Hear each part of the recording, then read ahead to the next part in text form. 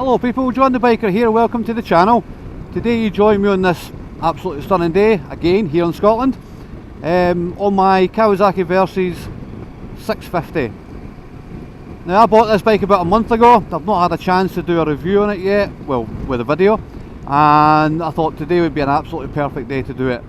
Now don't get me wrong, it's absolutely stunning now, but as per usual it hasn't been like this that long. We've had a lot of rain the last few days, so when I get off to give you a little look around the bike, it is a little bit dirty, so I do apologise.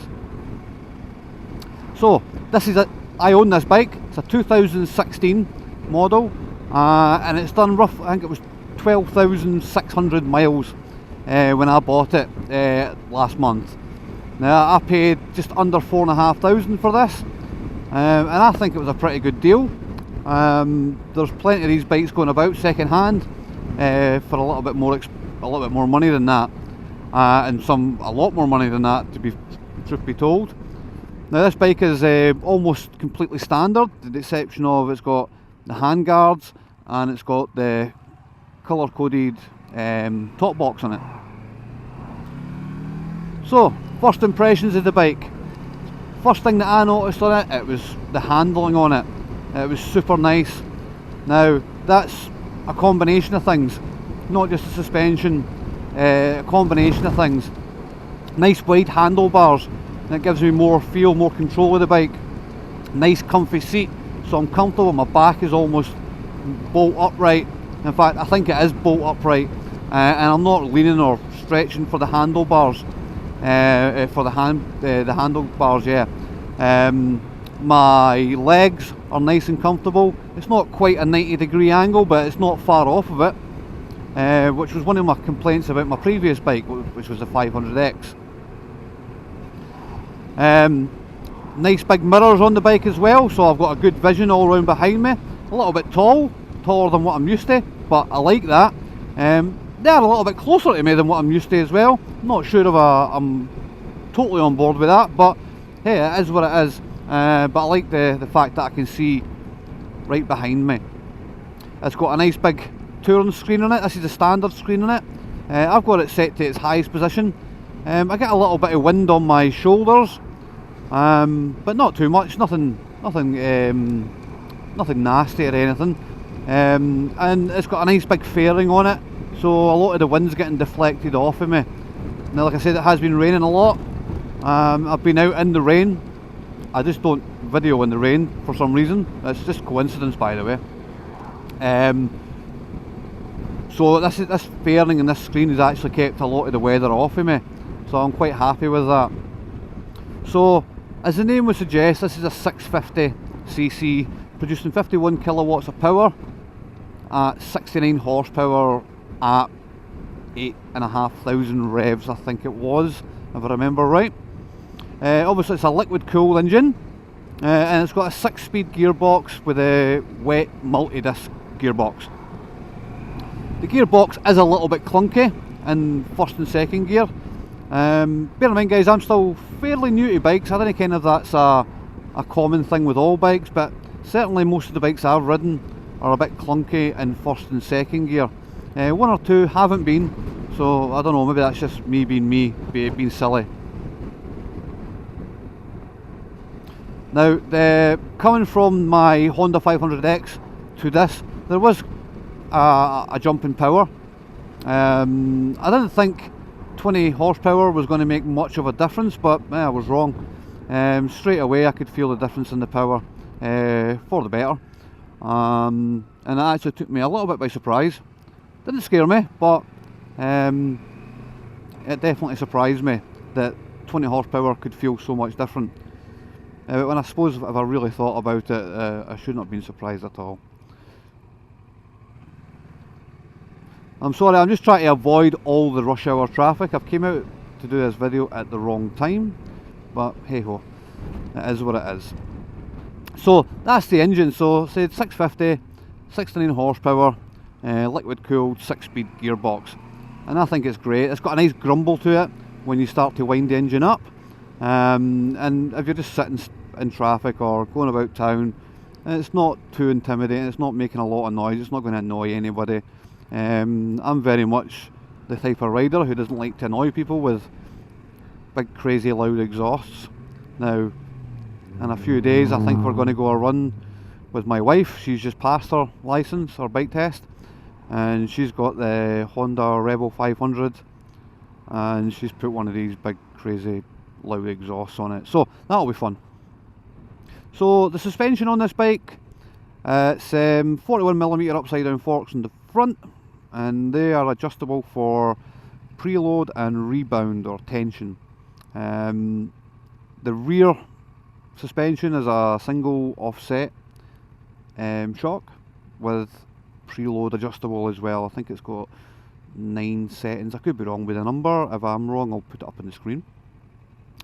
I've not really messed about with the suspension, simply because I feel the bike's fine. If it's not broke, don't fix it, right?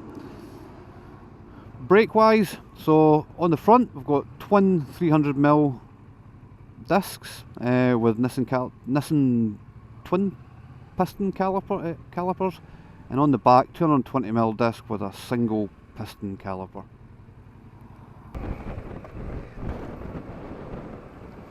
So another couple of things about the bike you might want to know. So the seat height is 840mm. Now it all depends on your height, how you're going to fit on the bike, I guess. Now I'm 5'11".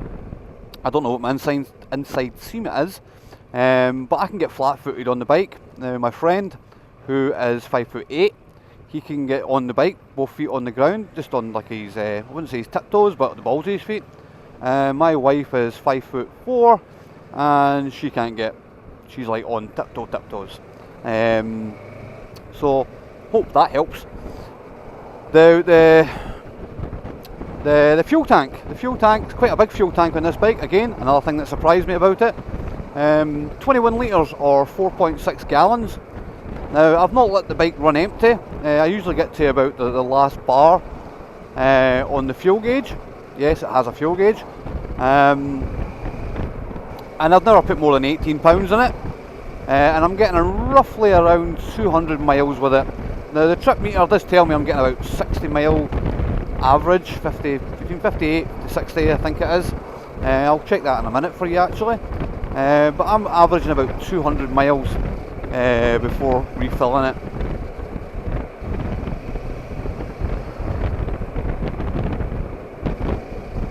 Comfort wise, seat nice and padded, no issues with that. I've read a few different things. I've seen comfort gel seats or whatever you want to call them. Not interested in that. The bike feels comfortable enough for me. Now this bike, like I said at the start, it's a 2016, it is 5 years old, so it does need a few things done to it. I think the previous owner, I got a full service history with, so the previous owner has looked after the bike, but I think maybe in the last year of his ownership he's maybe not been that bothered about it, because there is a few bits in it that needs to be cleaned up or replaced. Granted, last year wasn't the best year for motorcycling, I guess, 2021, with the dreaded COVID, but I'm pretty sure that I'll get it all cleaned up. Now I'm still on the road here. I'm going to pull over and I'm going to let you have a look around the bike. Again, apologise if it's dirty, it will be dirty, but it can't be helped. But if I've missed anything that you want to know about the bike, then all you have to do is leave a comment and I will answer it. And I will be doing more reviews on this bike. I've got a few things planned to do on it over the next few months. I'm very much still learning the whole biker thing. I don't like paying people to do things for me. I like to figure it out myself and do it myself. So I'm going to be doing a lot of things, well not a lot, I'm going to be doing a few things myself. I'm just going to pull over in this little farmer's entrance to his field. Don't think he'll be around today.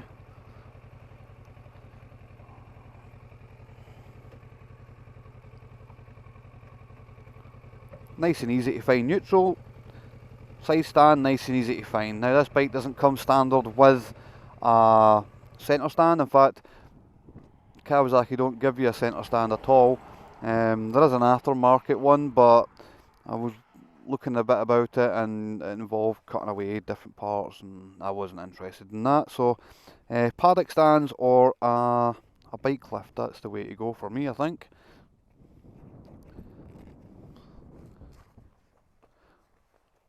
Right, so here we go.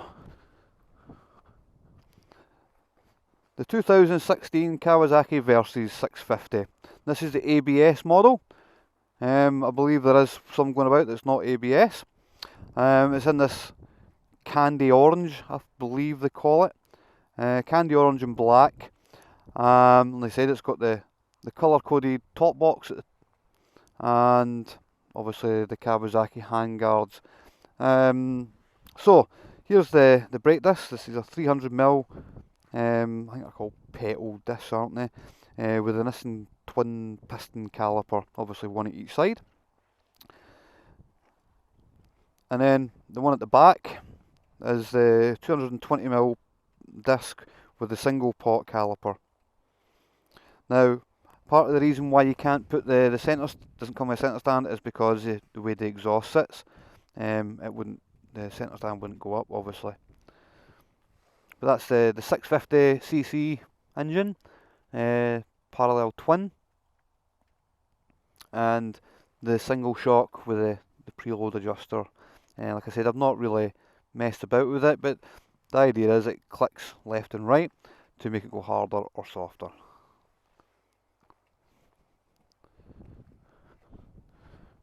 Maybe not parked in the best place. And here it is from the other side, obviously the other disc there with the caliper. Yeah, so yeah, I think it's a good looking bike. Like I said, it was the one I liked straight from day one, and I'm glad I got it. I wish I had waited and got a newer one, maybe, but I've got it now, so it is what it is.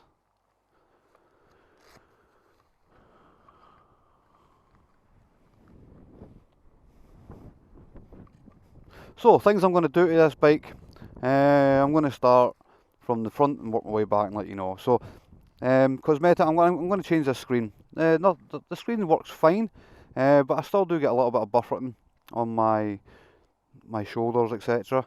I wear a peaked helmet, so I'm getting a bit of wind catching that as well. So I've priced a taller screen from Pug, so I'm going to buy that one. Don't know when, but I'm going to buy it. I'm going to get new tyres put on the bike. I'm not a big fan of these Pirellis, to be honest. I think I'm just used to the Michelin tyres, so I've got a set of them ordered, and they'll be here in the next couple of days. I'm going to replace the foot pegs. These are a bit worn, more so on the other side. Do you see this? Yeah, there's almost no tread in that. Well, there is no tread in that at all now. So they've been ordered as well. I'm going to change them over. Also, I didn't notice this before I bought the bike, but this is held together by sellotape, so that's getting replaced as well. Other things I'm going to look at doing is I'm going to do these brakes as well. I'm going to change the pads and possibly the disc. There is a bit of a lip there, so that's going to get taken off soon. I've actually ordered a lift. Or sorry, I'm going to order a lift for this bike, and I'm just going to strip it all the bits off it and want to get changed. I still have other bikes sitting there, so it's not like I'll be without a bike. Panniers will be ordered at some point as well. I'm going to be using this bike as a light tourer, so if we're not going hundreds or thousands of miles, I'm going to use this bike. But the panniers are going to come, and they're really nice. They come colour coded as well. Heated grips for the winter, and that's probably about it. I've put in the USB charger on the front there.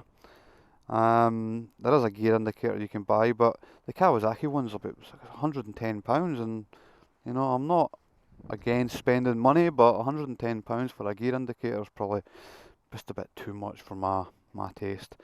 I've got my quad lock for my phone. This works really well. I used this the other day there when I was travelling for work. Yeah, perfect. So there you go, folks. That's my Kawasaki Versys 650. Like I said, any questions, anything I've missed, just ask. I will answer it. And if you've stuck around this long, as usual, thanks very much. Hit the like button if you like, subscribe, whatever you want to do. Thanks very much. Ride safe.